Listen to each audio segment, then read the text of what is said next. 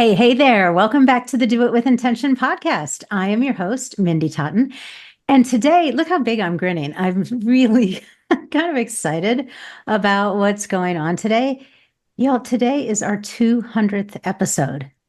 I can't even. I'm like, wait, how did that happen? And I wasn't really even paying attention until it got to, episode 194, 195. And I thought, wait a minute, we've got a big milestone coming up here.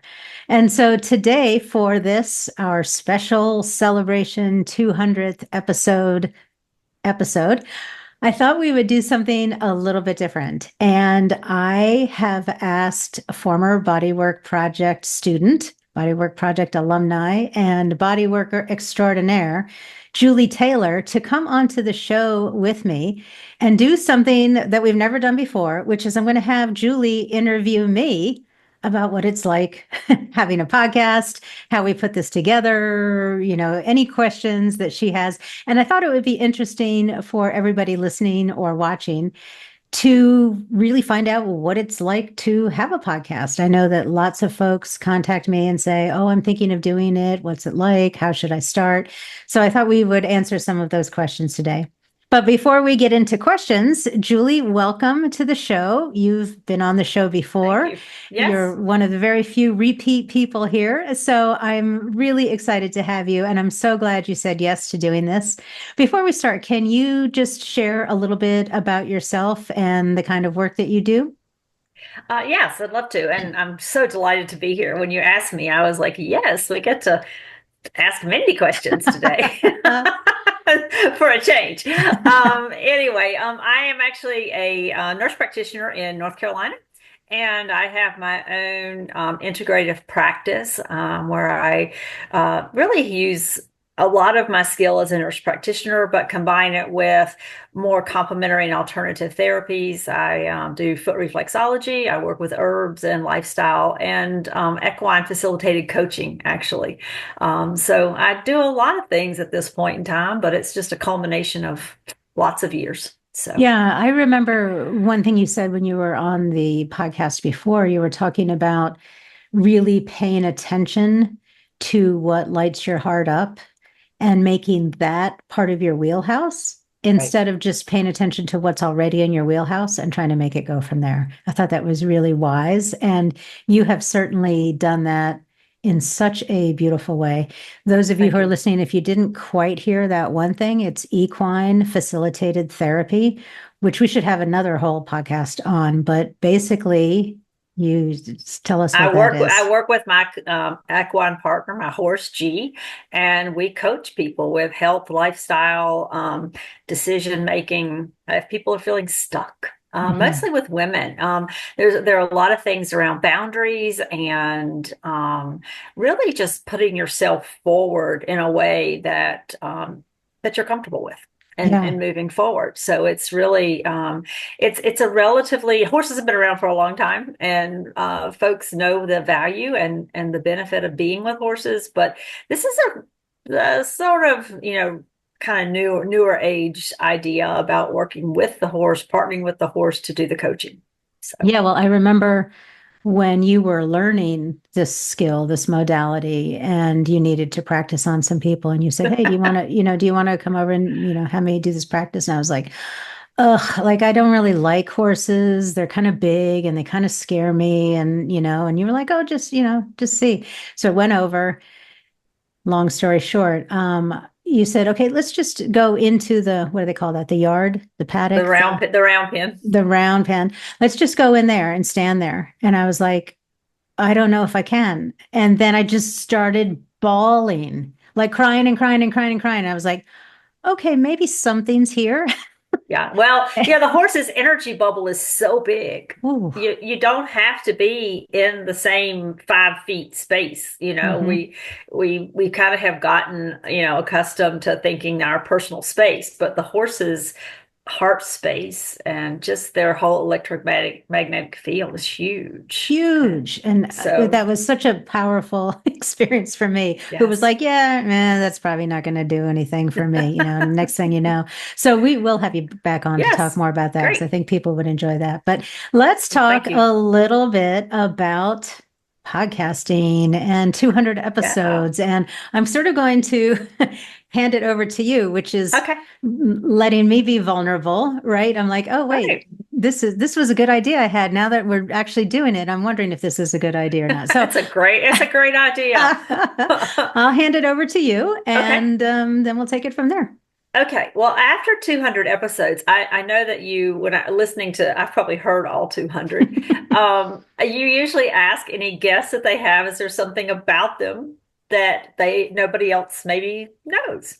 And I just thought after all these episodes, is there anything about yourself that your listeners might not know that you would like to share with them? That I'd like to share with them, that I don't know. Well, or that you No, will share with them. that cracks me up because I often say, like, oh, I'm having someone on the show. What can I possibly come up with that people don't know yet? But the thing that I'll share today that only you know, Julie, but now Okay. listeners and the viewers on YouTube will know is that I just got my haircut moments before recording this. And so as we speak, I'm feeling like these little teeny pieces of hair, as you all know, who get just like sort of everywhere. Like I just went like that, and there's hairs going everywhere. So that's something that very few Yes. people Yes. Oh, know wonderful. about me. But the hairdresser who I was working with, I actually said, I need to hurry because I'm doing this interview. And she said something like, "Oh, do you tell a lot about yourself?" And I said, I tend to. She said, "Oh, so you're an open book."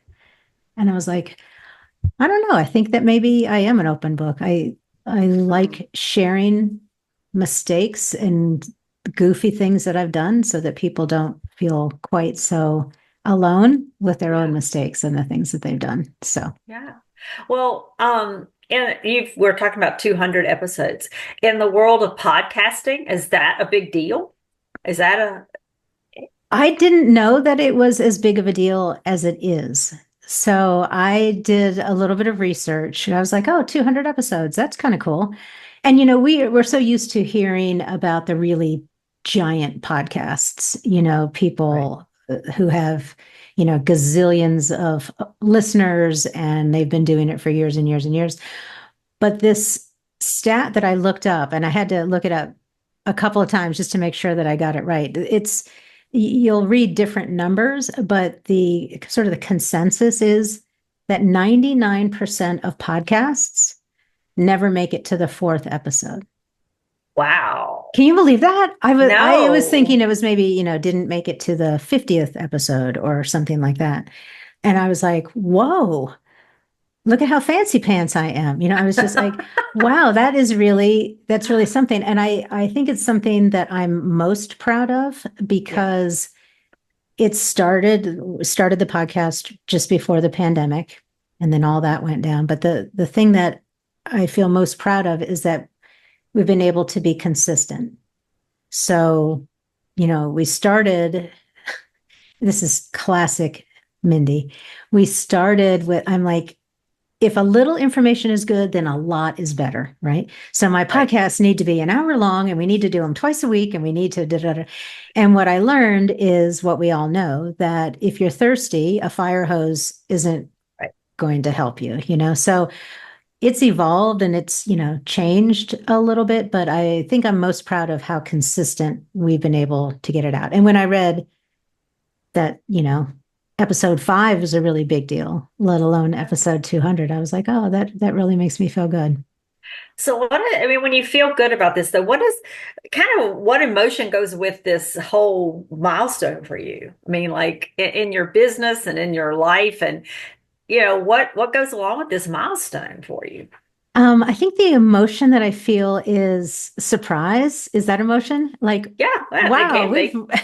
wow, we've really done this. And when I say we, I mean, of course, it's mostly me who is on the podcast, but I feel this sense of community, certainly with Mhm. the podcast listeners.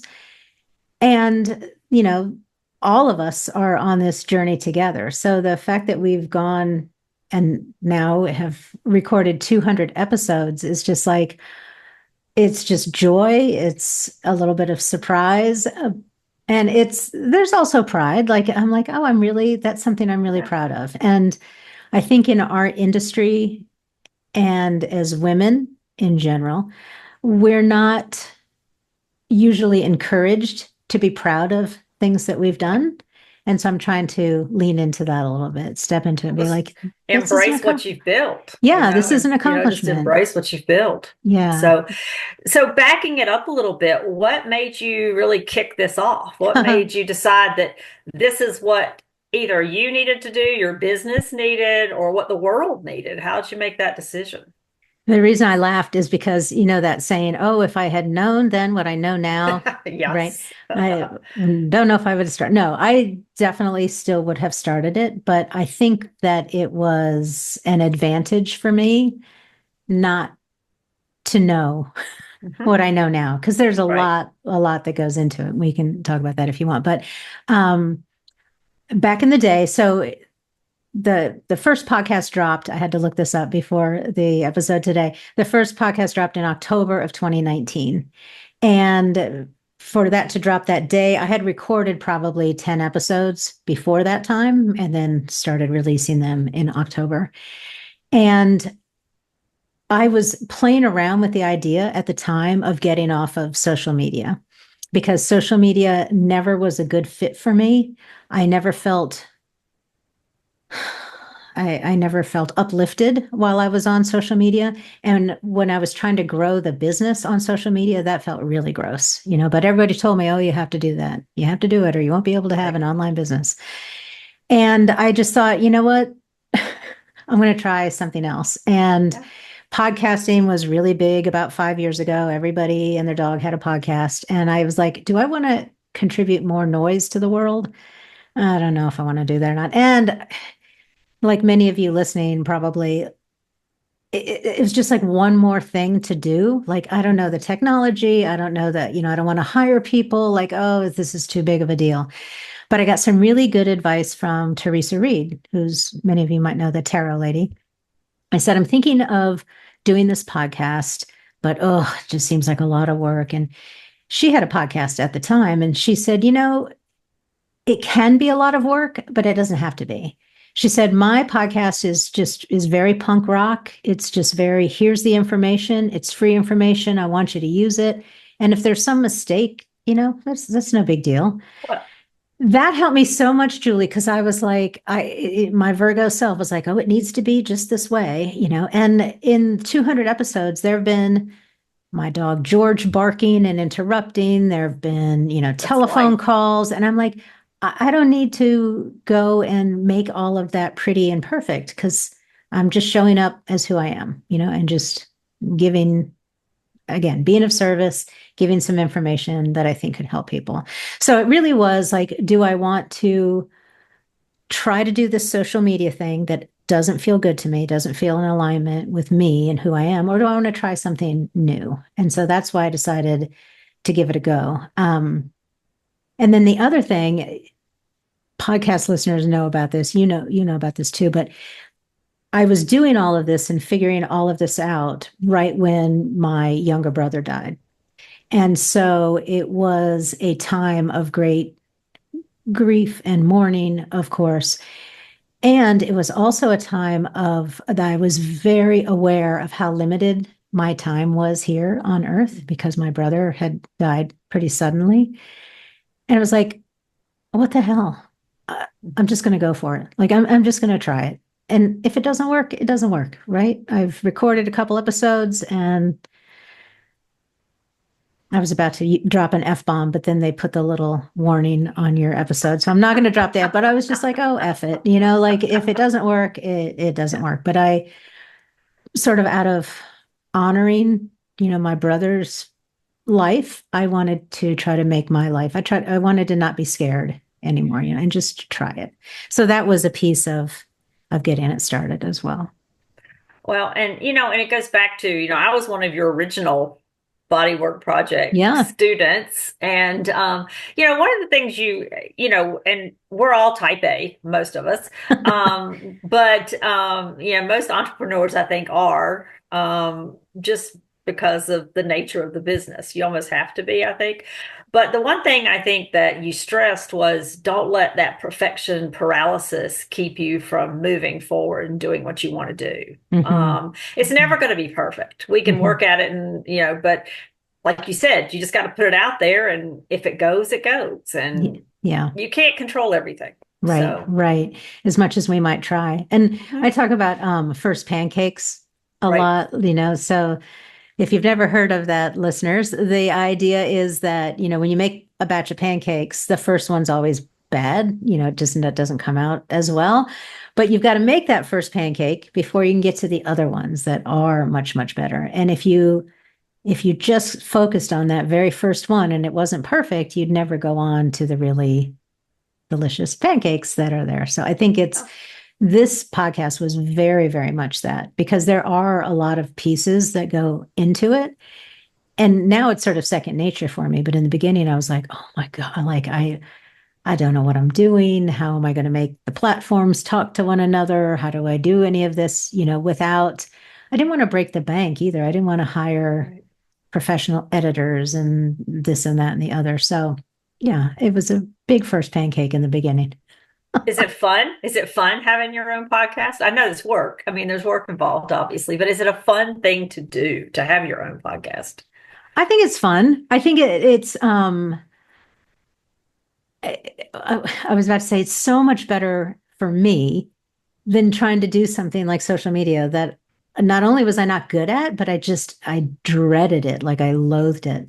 I don't feel that way about a podcast. Like there are times that are challenging, right in the beginning, I was like, I don't have anything to say.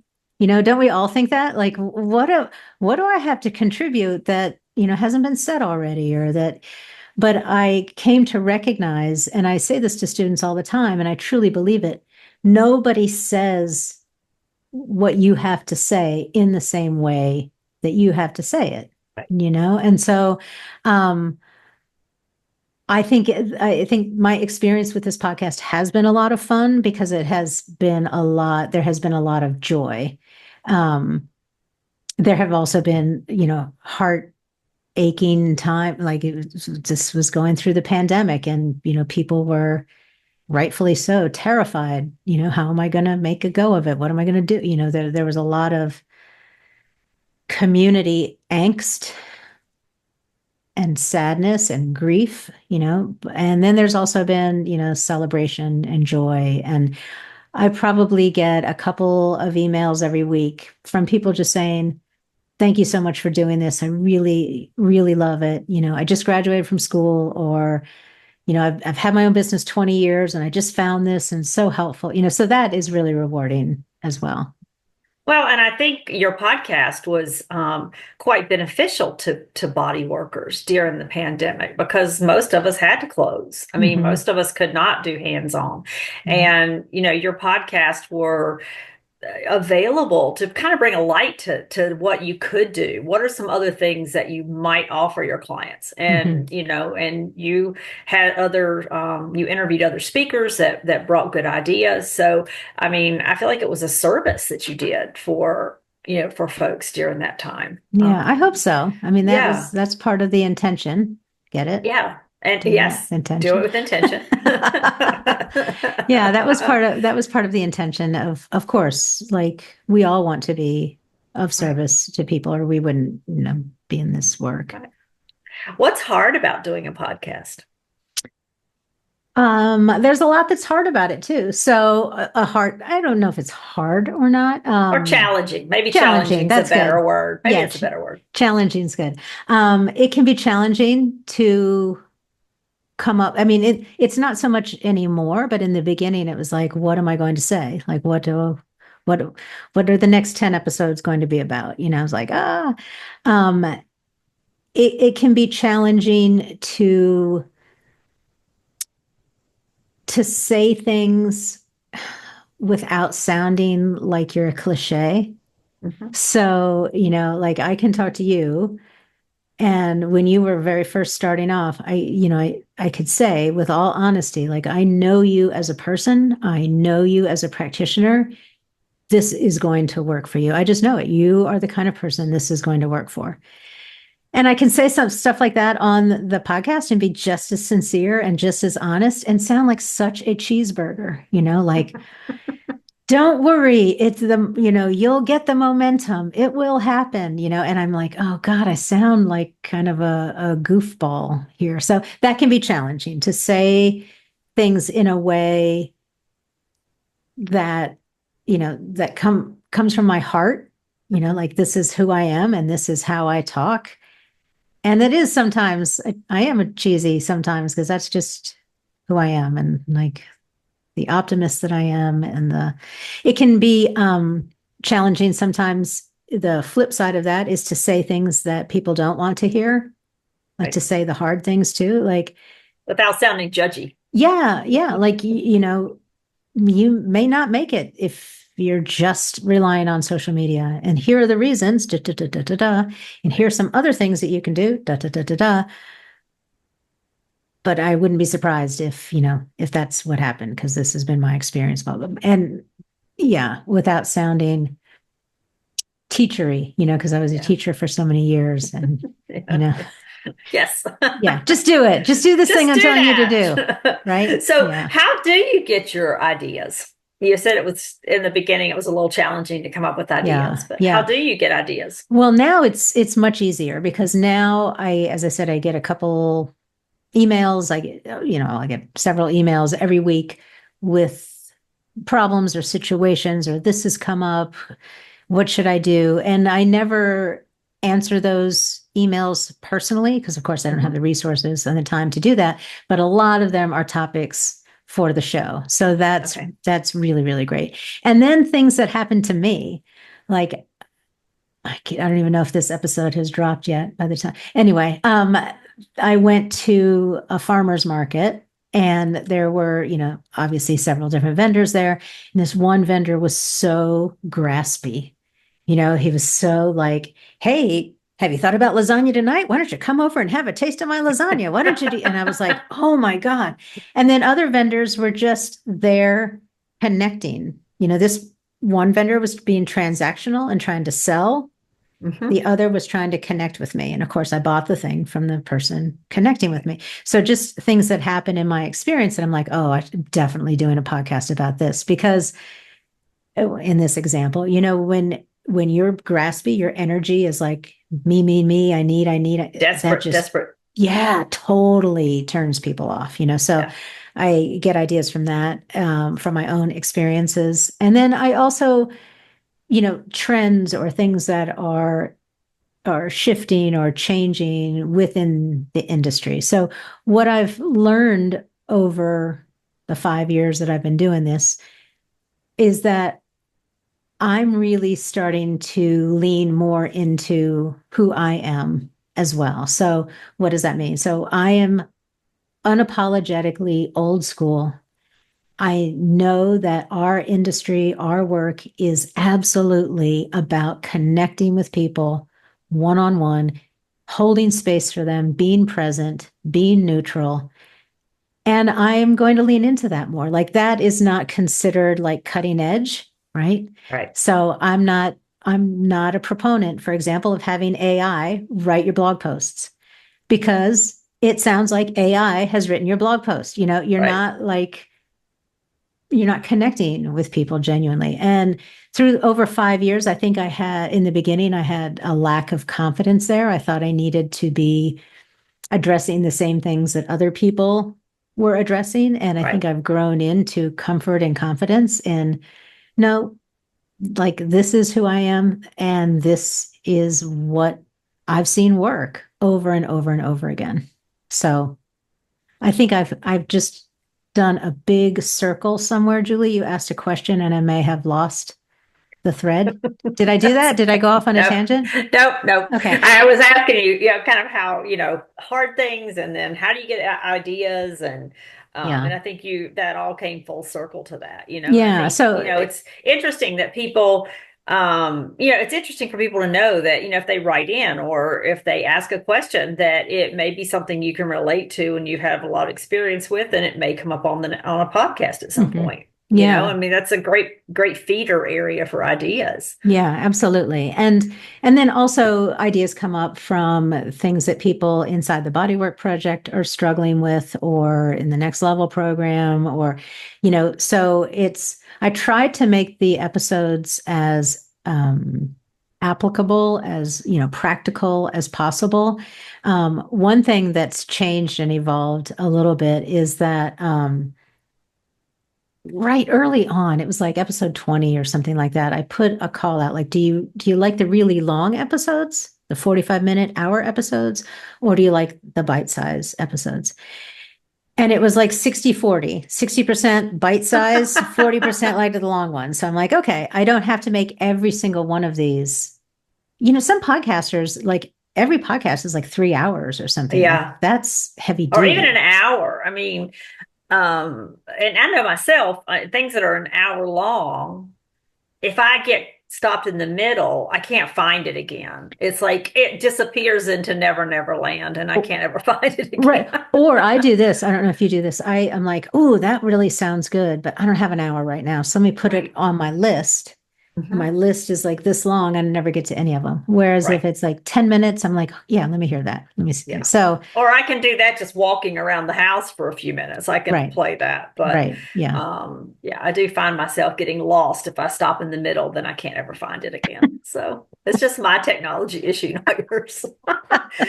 You've already talked a little bit about how it has changed and evolved since 2019. And I was going to ask, do you think that the demographics of your listeners or of the people who are signing up for the Bodywork Project, and has that demographic changed at all, or you think you're kind of consistently seeing the same kind of demographics? Um, there's certainly been the listenership, and now that the episodes are also going up onto YouTube, the people watching in that way or listening, watching in that way have been increasing over time for Hmm. sure. Um, our industry, I mean, if you have your own business and you make it 2 years, you're an outlier in our industry. Like Yeah. it's very high turnover, very high burnout, as we all know. So I think that the listeners have perhaps changed. Like it's not Hmm. the same people necessarily. Um, and the demographic might skew slightly more experienced, not necessarily older, but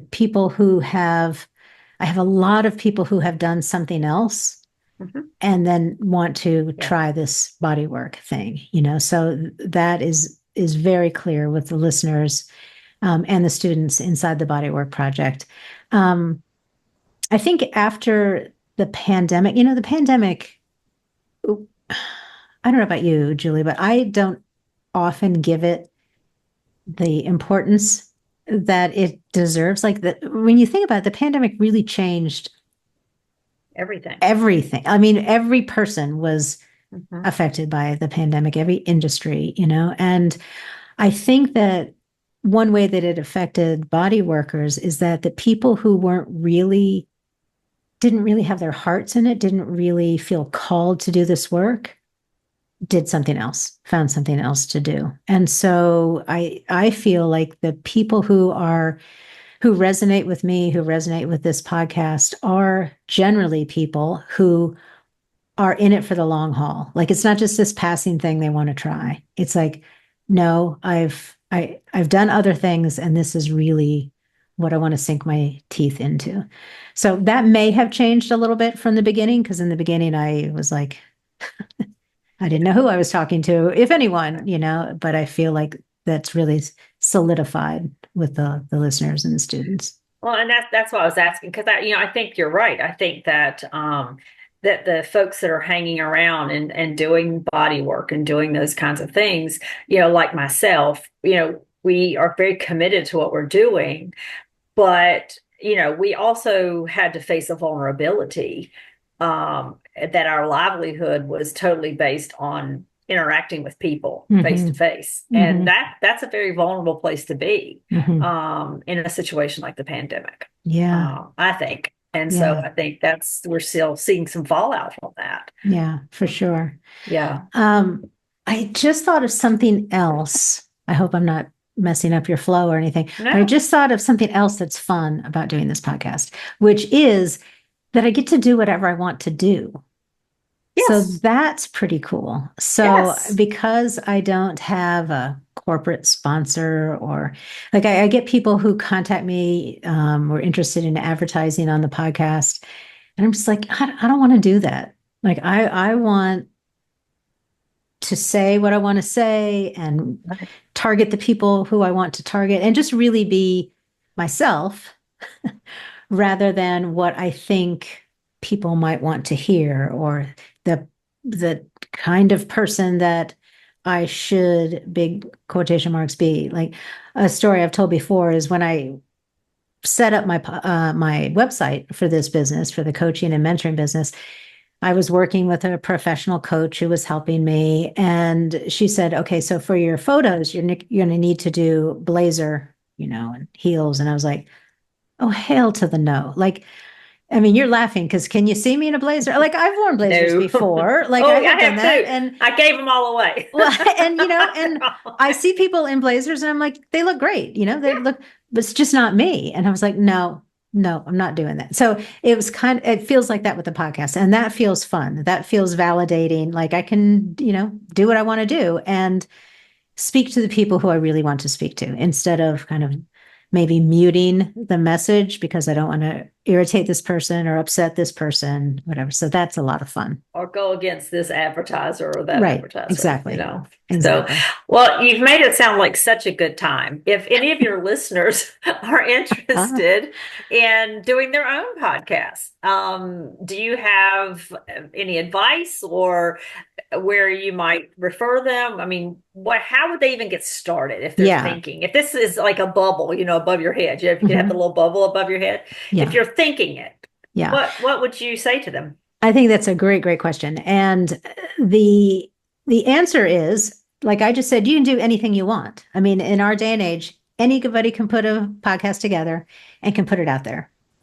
So what you really have to think about first, like we always talk about inside the Bodywork Project, is if you want to do a podcast, what is your intention behind that podcast? Do you just want to like talk for friends and family, or do you want to be of service to clients and potential clients? If you're using a podcast as part of your attract strategy for your marketing in your business, that can certainly be done. But you have to think carefully, like what's the intention? Why am I doing this? How do I want to set up? And then the second thing that I would say, and I didn't know this when I started off, I was like, okay, we're starting a podcast.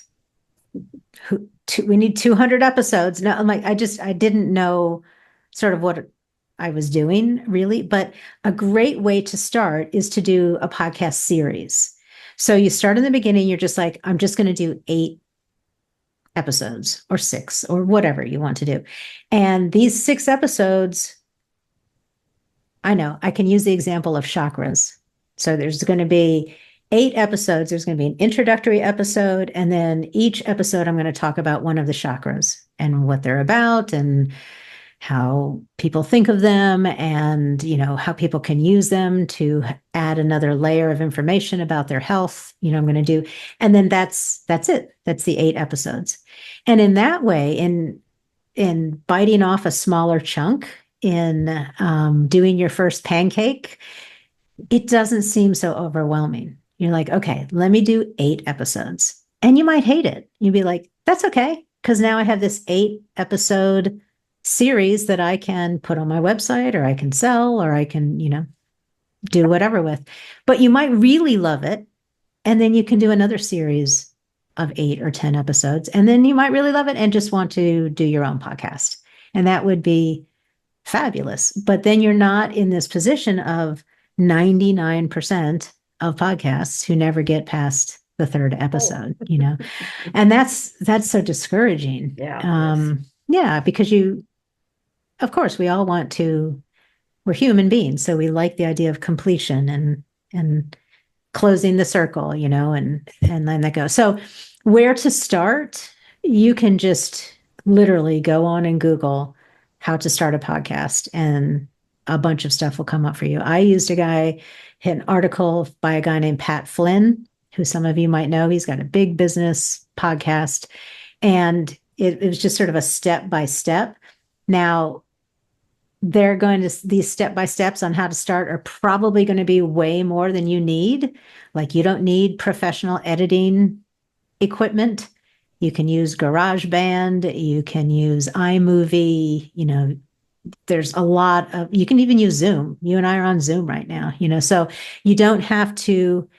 I always get nervous, like, I'm going to try something new and it's going to make me invest $5,000. Hold on a second. Right. Let me back up here a little bit and see if I can do it a little more simply. So just take the basics that you need from these articles and these how-tos and see what works best for you, and then give it a go. And another thing to remember is your podcast does not have to be an hour long. It can be 10 minutes on the first chakra. Big points. And then, like anything that we do, if you're using it as a way to attract new people into your business, you're using it as a marketing strategy, then you have to, once you've created it, then you have to think about marketing it. How am I going to let other people know about this and have them listen to it? So that's a whole other ball of wax to figure out. But it might just be you want to do a podcast just because you want to try it, and maybe 10 people will listen to it, and that's great. I mean, that's great. What I always go back to when I think about listeners and followers and things like that, I always go back to the living room metaphor. Have I told you this? Mm-mm.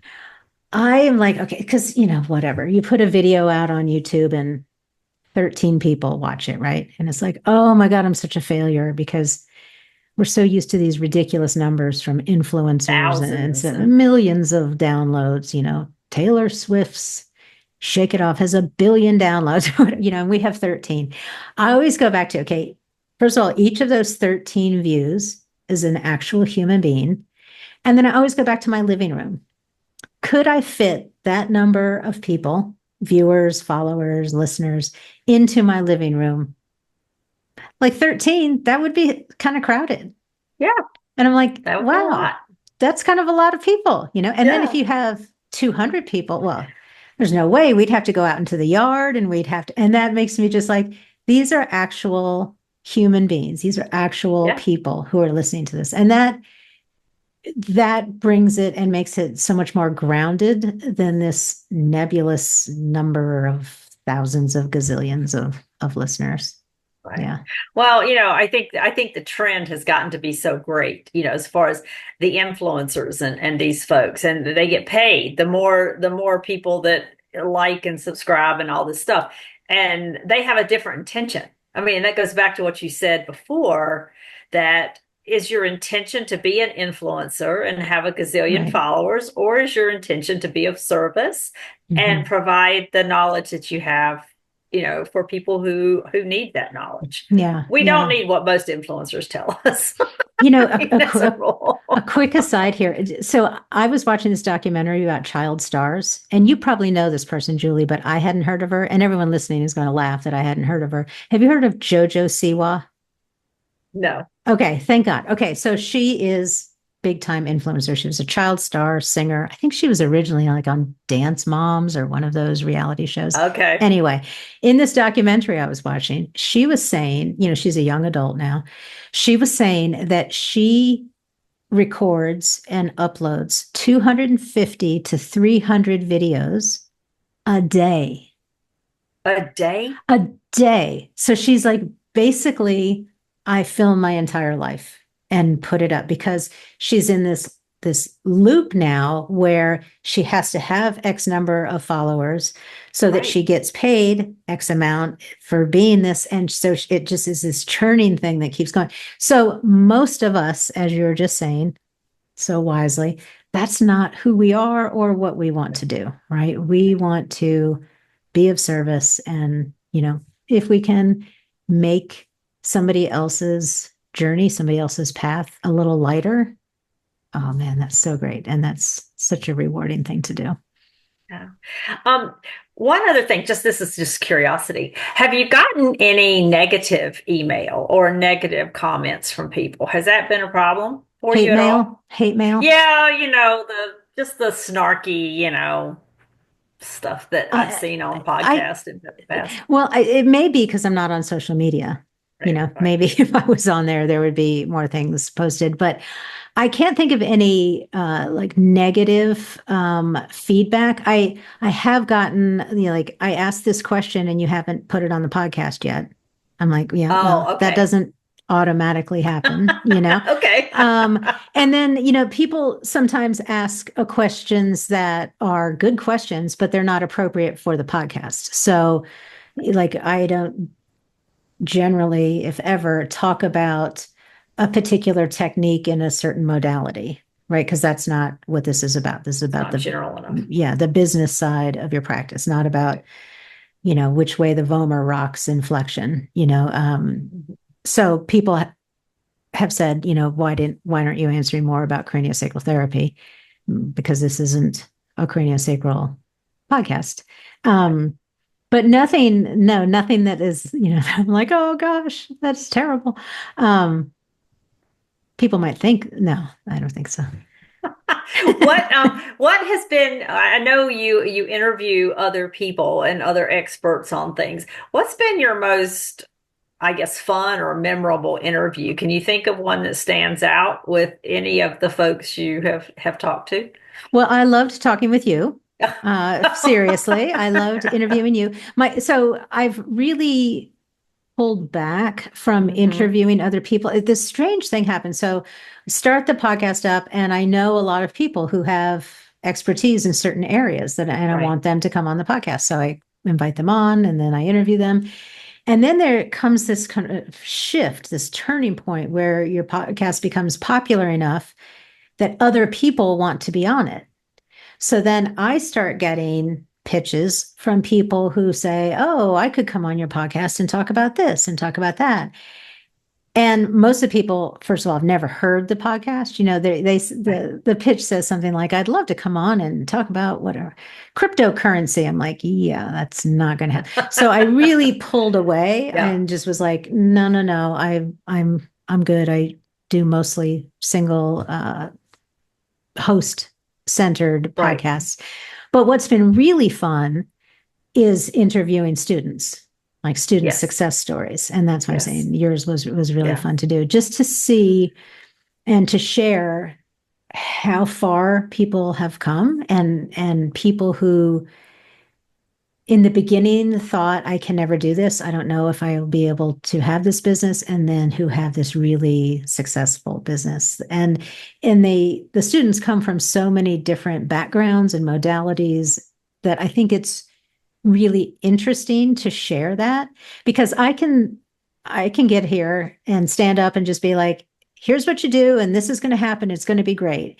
And people are like, yeah, well, that's for you, like you're one in a gazillion or whatever. But it's like, no, no, no, listen to all of these other people who have had this experience, who have gone through this. And it sounds like such a cliche, speaking of being cheesy before, but completely, absolutely learn just as much as I teach from students. I think all good teachers do that. Like if you don't have beginner's mind, if you're not open to other things, I don't think you can be a particularly effective teacher.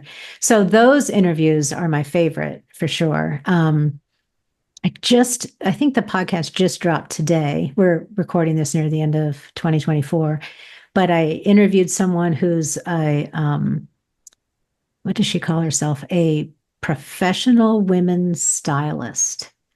And that Oh, was wow. interesting because we were talking about, so she helps people with their clothing and stuff. And I was like, I don't know if that's going to be a good fit. And then the interview was so interesting because she was talking about how much, again, mostly as women, we do this work on this inner work and this deep work to really be our authentic selves.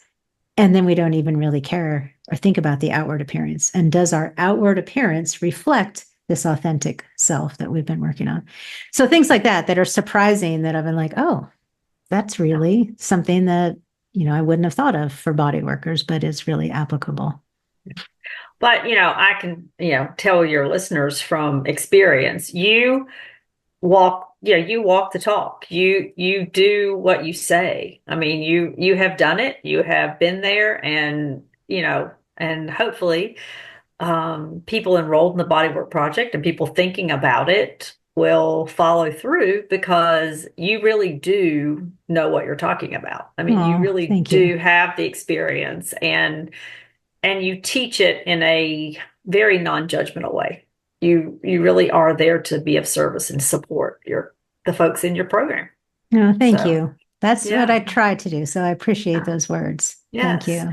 So as we kind of wrap this up a little bit, I can't think of anything else to ask you about your amazing podcast, but are you going to do anything to celebrate and mark this milestone? You know, are you going to do anything to make Well, this spectacular? yeah, well, I'll probably have some kind of a martini situation. So, as I said, we are recording this near the end of 2024, but you'll be listening to it in 2025. So, I probably will have a martini after this, after we hang up here. But I thought about this for a long time because I was like, is this a big deal? I don't know if it's a big deal. And then I decided, as we were saying earlier, lean into it. This is a big deal. Let's step up. So I've decided that we're going to have a sale on 5 of the most popular products and trainings that I have. And there's going to be like each one is going to be for sale like a steeper discount than they will ever be again. Unless I do 200 more episodes. Maybe on the 400th, we'll have a I really think deep one too. But no, they'll be like at least 50% off, one each day. So like 24 hours, this one's on sale, 24 hours, this one's on sale.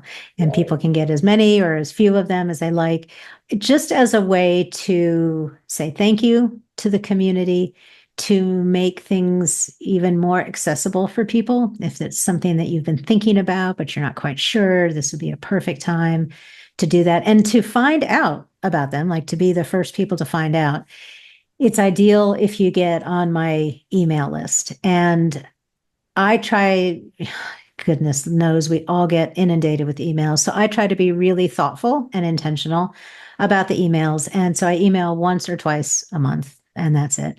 But if you're interested in this celebration sale, you can get on my email list, mindytotten.com/resources.